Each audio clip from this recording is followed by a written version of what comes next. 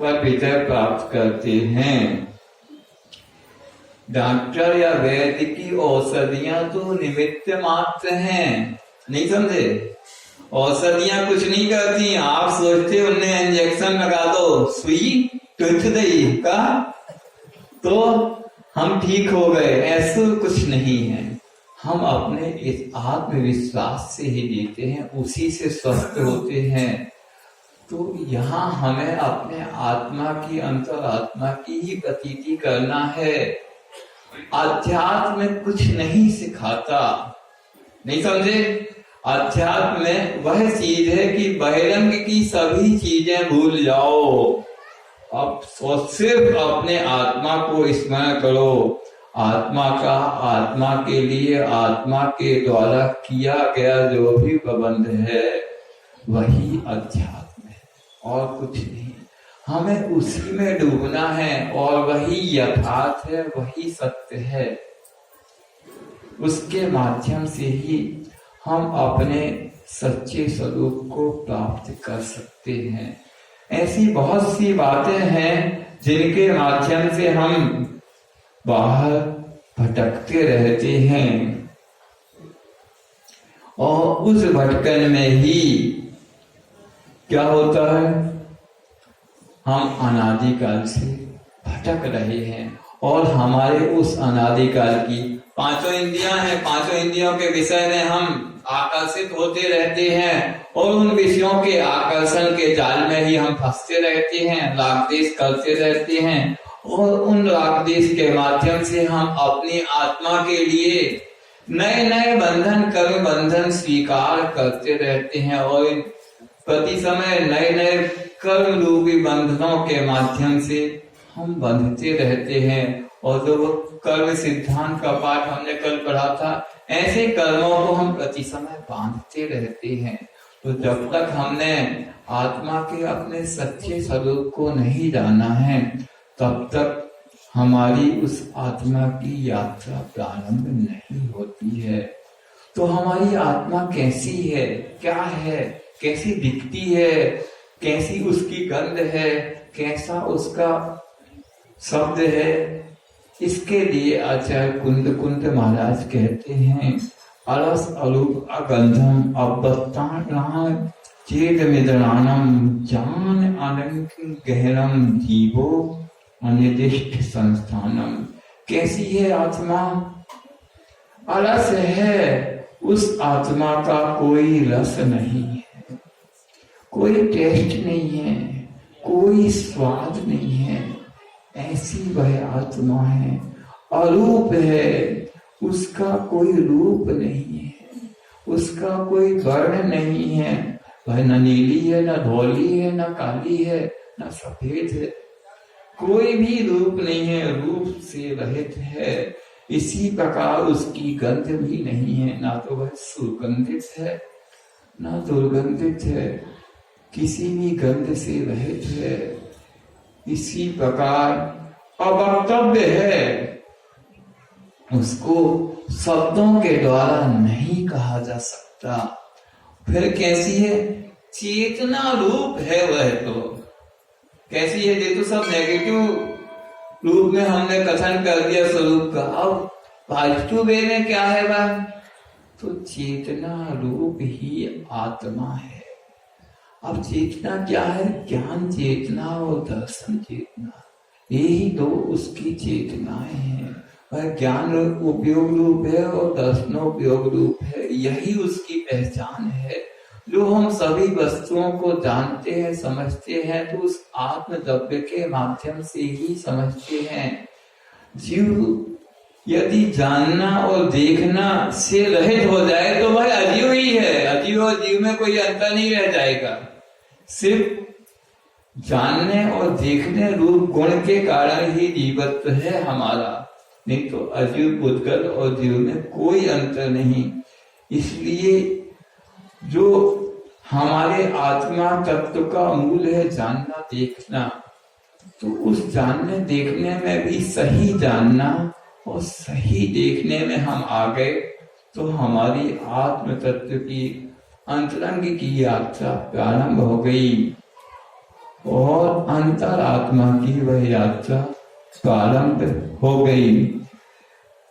मतलब अलिंग एक और बताया आचार्य कुंज ने, अलिंग मतलब कोई भी चिन्ह से आत्म तत्व की पहचान नहीं हो सकती। लिंग मतलब चिन्ह, संकेत, उसके माध्यम से हम आत्म तत्व को नहीं पहचान सकते। और इस आत्म तत्व का कोई निर्दिष्ट संस्थान नहीं है। आत्मा गोल है, चौकोर है, त्रिकोण है या कोई भी एंगल वाली है, इस प्रकार इसकी कोई पहचान नहीं है। इस प्रकार इस आत्म तत्व को हम समझ सकते हैं, प्रतीति में ला सकते हैं, अनुभूति में ला सकते हैं। अब जब हम अपने अंतरंग में आएंगे जैसे जैसे, तो हम उस आत्मा के करीब पहुंचेंगे। जैसे जैसे हम आत्मा के करीब पहुंचेंगे वैसे वैसे ही हमारे परिणामों में विशुद्धि आएगी, निर्मलता आएगी।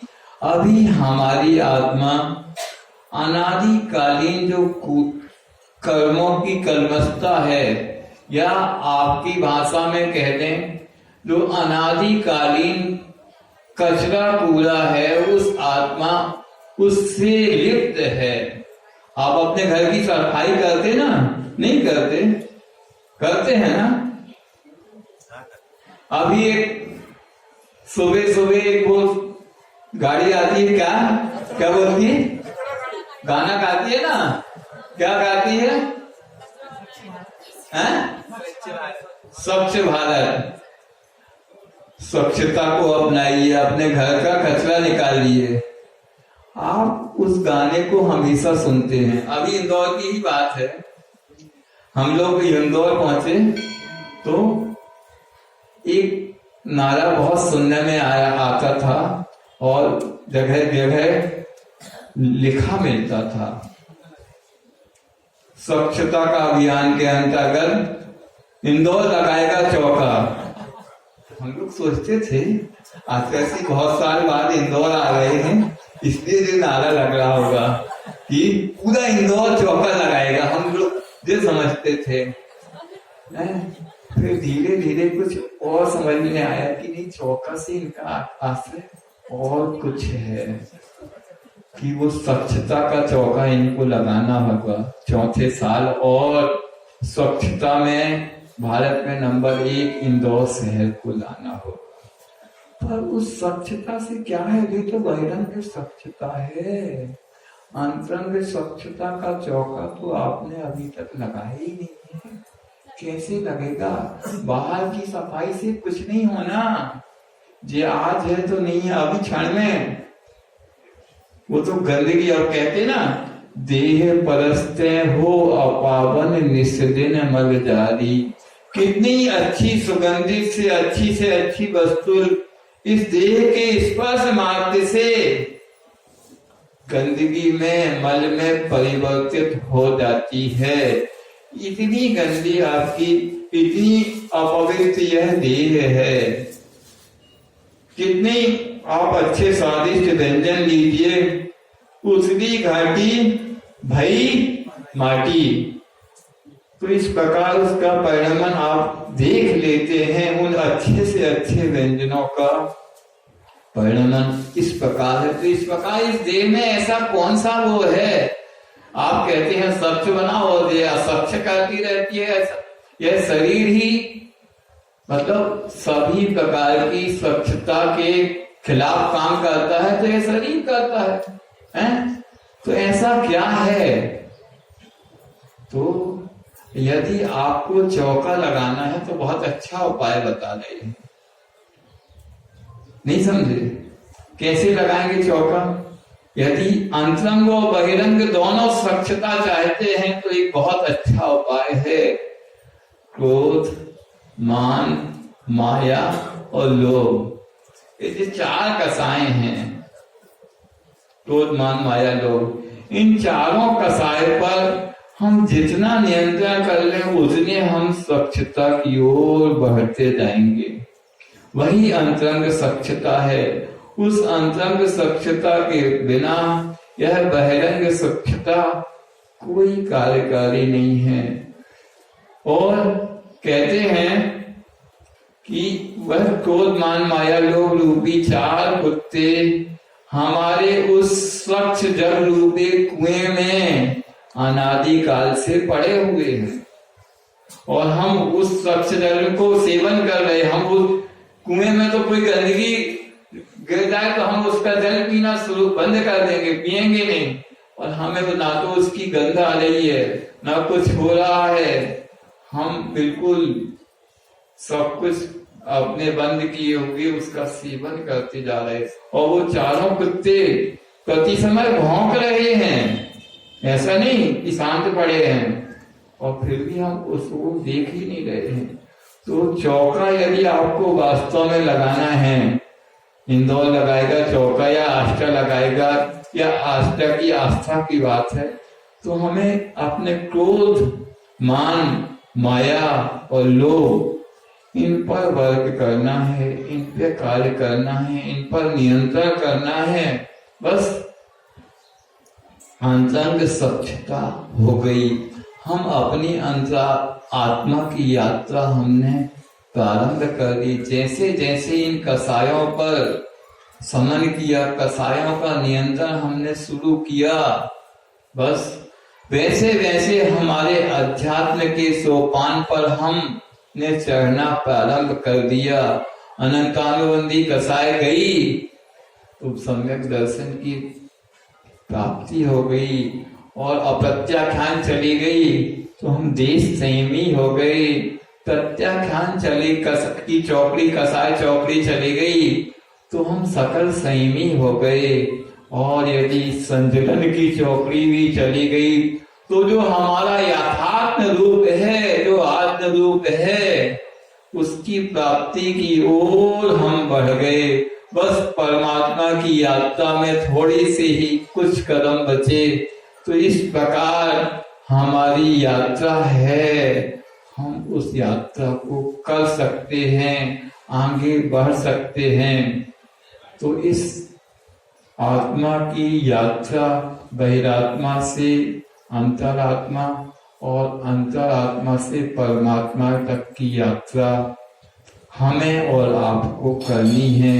यदि वह यात्रा, उसके लिए कोई दिन घंटे मुहूर्त देखने की कोई जरूरत नहीं है। हमने सांसारिक कार्यों को प्रारंभ करने के लिए बहुत मुहूर्त देखे हैं, बहुत दिन देखे हैं, बहुत समय देखा है, ज्योतिषों से सुधवाया है, फिर भी वह कार्य कितने सार्थक हुए, कितने निरर्थक आप देख सकते हैं। बस आपको आंख मूंद के इस यात्रा को प्रारंभ करना है। बहिरात्मा को हे समझ के अंतरात्मा की ओर आना है और परमात्मा का ध्यान करना है। कैसे है परमात्मा?